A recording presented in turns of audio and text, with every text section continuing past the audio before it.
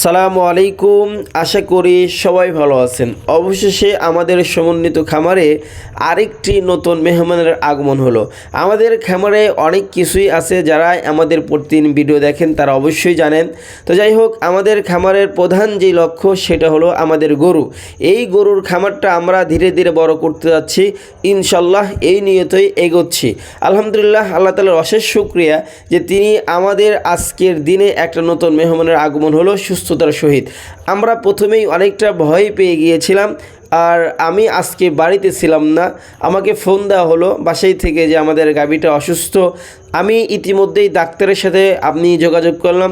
আমাদের যেই ডাক্তারটা প্রতিনিয়তই আপনার চিকিৎসা দেন, তিনি আজকে ব্যস্ত ছিলেন, তিনি অনেক দূরে ছিলেন, এই জন্য আরেকটা ডাক্তারের সাথে যোগাযোগ করালেন। এই জন্য মাঝখানে ডাক্তারটা আসার দেরির কারণে আমাদের এই কাকা তিনি আমাদের থেকে একটু পারদর্শী বেশি ছিলেন, কারণ আমরা আমাদের বাড়িতে আগে থেকেই গরু গাভী পালন করি। এগুলো নর্মালি ডেলিভারি আমাদের বাড়িতেই হয়, আমাদের মা খালা এবং বাবা থাকেন, আমরাও সাহায্য সহযোগিতা করি। তবে আজকের ব্যাপারটা ছিল একটু অন্যরকম। এটা ছিল আমাদের আঞ্চলিক ভাষায় যেটা বলি সেটা খুরাই, মানে গাভী যখন বাছুর দেবে তখন দেখবেন তার আগে গাভীটা আপনার তার ব্যথার কারণে এটা প্রেগন্যান্সির যে ব্যাপারে আসে নর্মালি, সে ব্যাপারে সামনের দুই পাওয়াটা খুরায়, এটাকে আমাদের আঞ্চলিক ভাষায় খুরাই বলি। তবে এই খুরানোর না কারণে আমরা আজকে বাধ্য হলাম ডাক্তারকে নিয়ে আসার জন্য।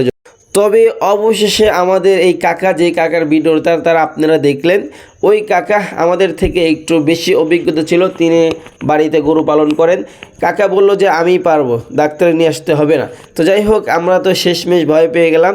কাকা বলল যে এটা বাছুরটা একটু অন্য পজিশনে আছে, এই জন্য বাছুরটা পজিশনে আনতে হবে। এই জন্য তিনিই বাছুরটা পজিশনে আনলেন এবং ডাক্তার আসার আগেই আমাদের আলহামদুলিল্লাহ খুবই সুস্থতার সাথে আমাদের বাড়িতে নতুন মেহমানের আগমন হলো।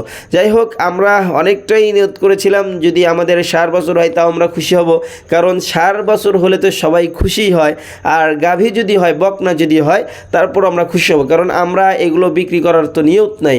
তো যাই হোক, এগুলোর থেকে আমরা আমাদের পাল বৃদ্ধি পাবে এই নিয়তে আমরা গাভী যদি হয় তাহলেও আমরা খুশি হতাম, গাভী মানে বকনা। তারপরেও আলহামদুলিল্লাহ আল্লাহ তাআলা আমাদের 4 বছর দান করেছেন, এই জন্য আরও খুশি। তো যাই হোক, সবাই আমাদের জন্য দোয়া করবেন, আল্লাহ তাআলা যেন আমাদের এই খামারে বারাকাত দান করেন। আর আমাদের যেহেতু শীতের দিনে এই বাছুরটা হয়েছে, এই জন্য আমরা একটু আগুন জ্বালিয়ে নিয়েছি। এই আগুনের উষ্ণতায় আমাদের অনেকটা গাভীগুলো সুস্থ হয়ে যাবে এবং আমাদের এই গাভী একটু বাছুরটাও একটু সুস্থতা হবে, এই জন্যই আমরা আগুন জ্বালিয়েছি।